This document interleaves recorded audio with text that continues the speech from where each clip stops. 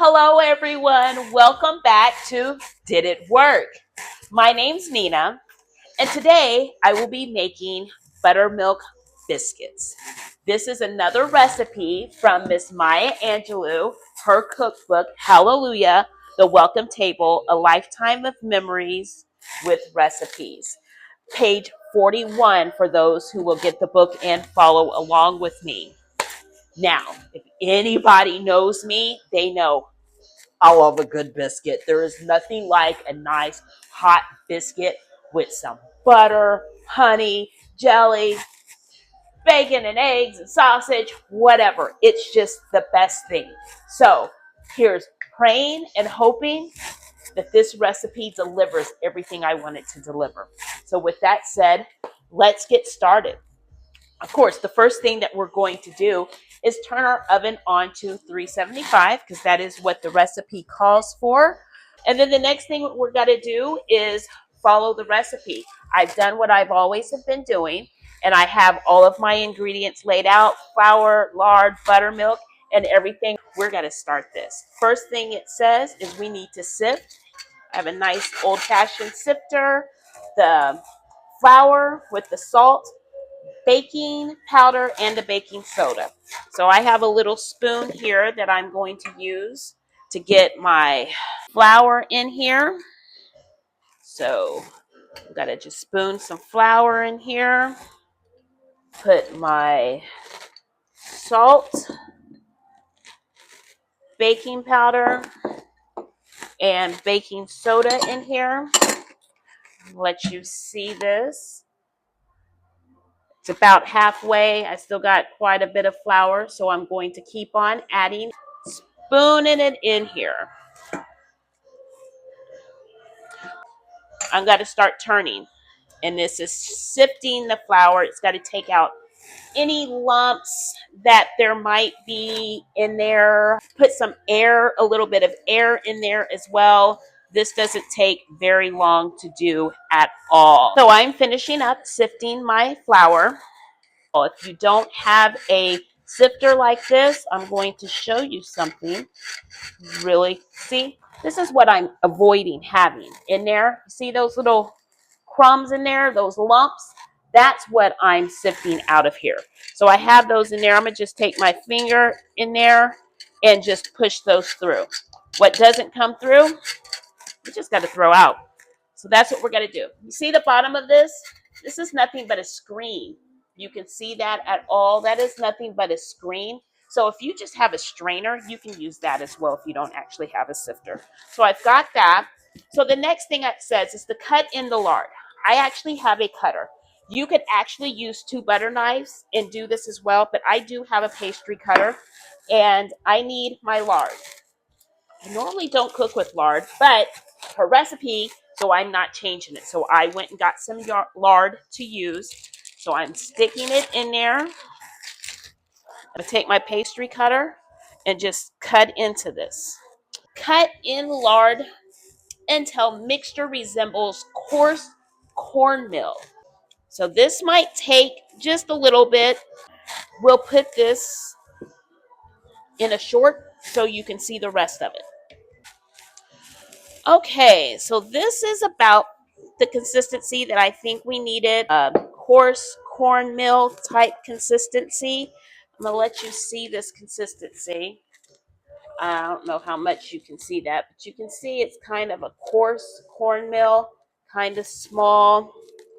So I've been working on this for a couple of minutes, and so I think I am happy with this consistency. So I am going to stop, and we're going to move on to our next set of directions.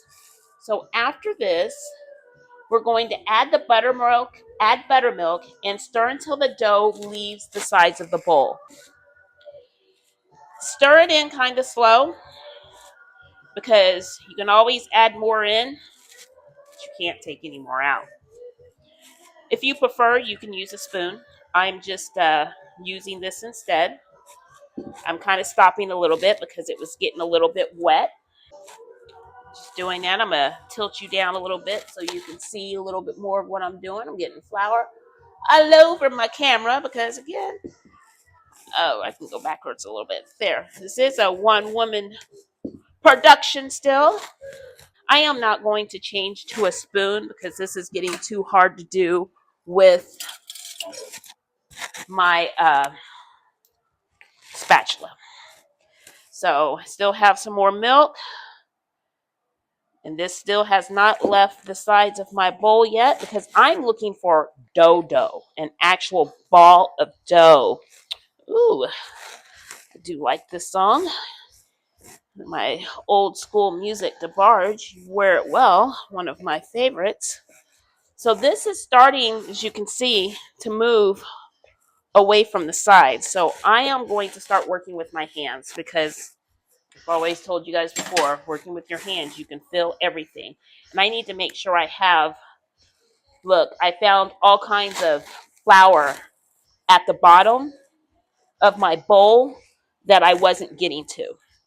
So I'm just kind of turning this over to try to get that flour incorporated in there. It's coming away from the bowl, as you can see right there. And I still have about a quarter cup of milk left that I am going to choose not to use because it came from the sides of the bowl. So stir until dough leaves the sides of the bowls. It left the sides of the bowl. So what do we do after that? We're going to turn the dough out onto a lightly floured board. Okay, that's what we're going to do next. My flour. Here is my board. It is a mat, a silicone mat that I bought that I use as a board. So I don't actually have a board. I have a silicone mat. Got my, and I'm gonna, they said lightly floured. I'll show you what I consider lightly floured. And I'm gonna leave this cup of flour right by there so that I have easy access to it. This is what I'm calling lightly floured.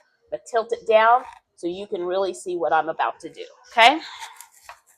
So, turn this out, lightly floured.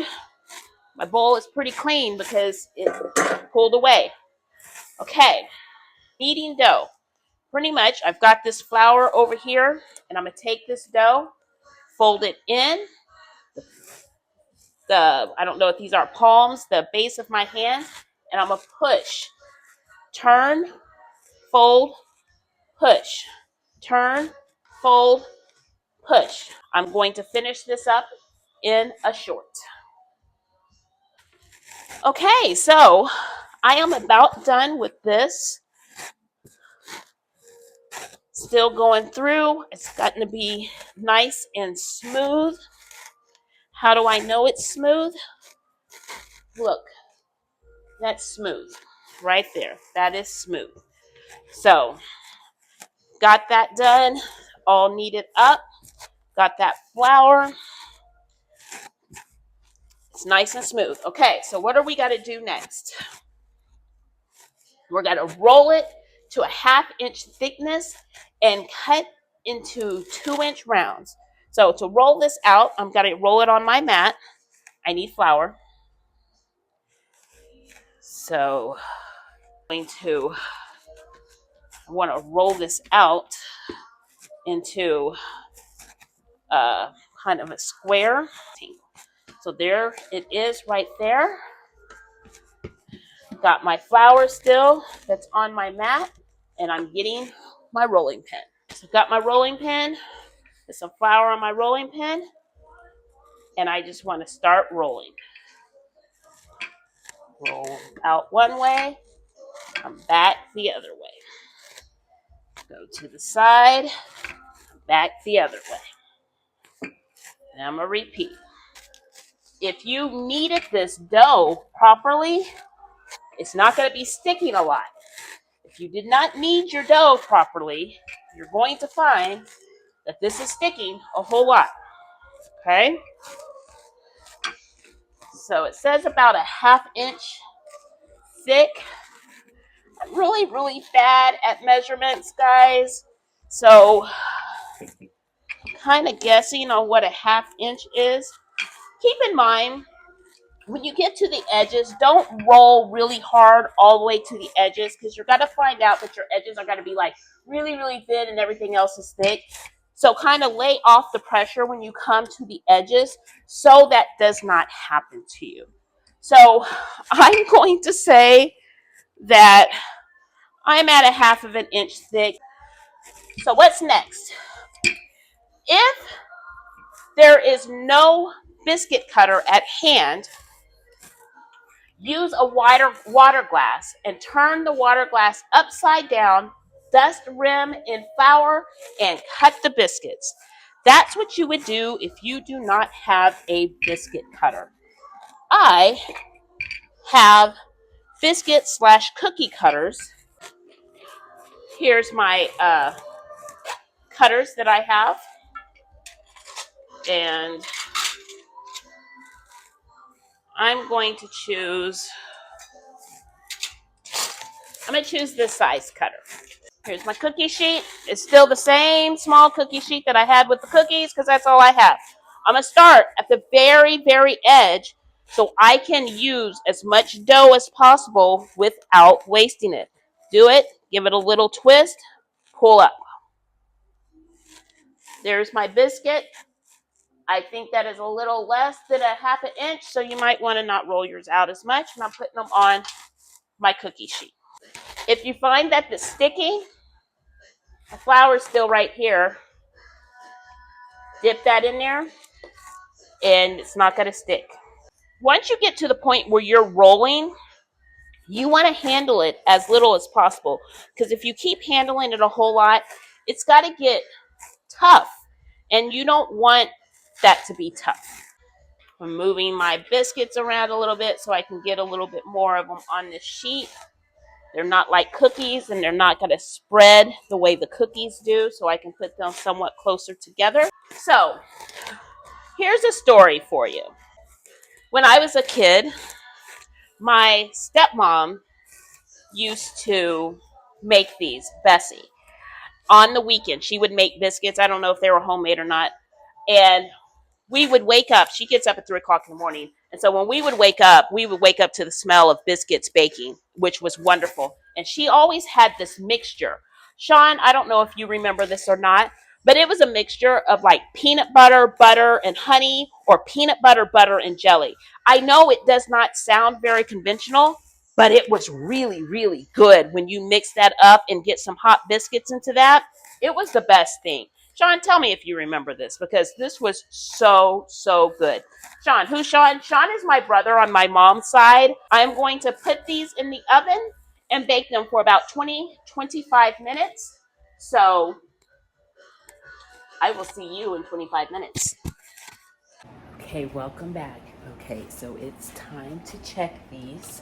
I'm going to take them out. I've had them in for 20 minutes. It says 20 to 25, so I'm doing 20 minutes. This is what we have. Okay, so here we have our biscuits. They're hot. I want to taste these hot. I'm not going to use any butter, jelly, none of that mixture from my stepmom's recipe.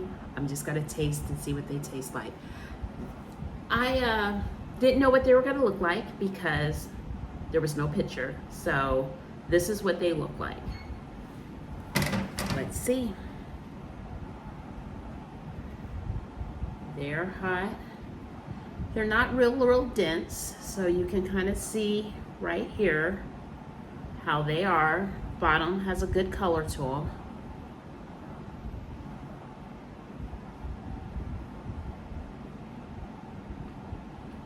They have a really good taste to them. I do like the taste of these. They're not dense, they taste light. They do taste really, really light. I'm definitely going to like them a lot better with some butter, some jelly. But this is something I would pick up and eat. The lard, not a lot of taste to lard. I don't know what to say with the taste of the lard. You can hear the crunch on the outside, but you can also see how soft they are as well. So these are good. The only thing, as I said, I don't cook with lard. So to make this recipe again, I would use this recipe, except for I wouldn't use the lard. I would use like a butter flavored shortening, vegetable shortening, a butter flavored vegetable shortening to give me that additional butter taste. I will try that recipe sometime, call it my own. That would be my own. There's also not a sweetness to this. I think I've been used to having biscuits that have sugar in them because there's not really a sweetness to this either. So I might possibly put a little bit of sugar in it. It just depends. I don't know. I think I would just try the butter shortening first and then taste it and see. So this is something I will perfect a little bit more. Not as much of a home run as the lemon meringue pie, because that was a home run. But I will use the base of this recipe and then tweak it a little bit just to give it a little bit more flavor. But this is really good. I will eat these. They're not gonna go to waste. I will eat these and get my mixture going up and have these for breakfast, have these for dinner, and have these for snack. So, did it work? Yes, it did work. I hope you try these. I hope you enjoy these. I hope you enjoy watching these videos. Until next time, cook with your soul and love with your heart. My name's Nina.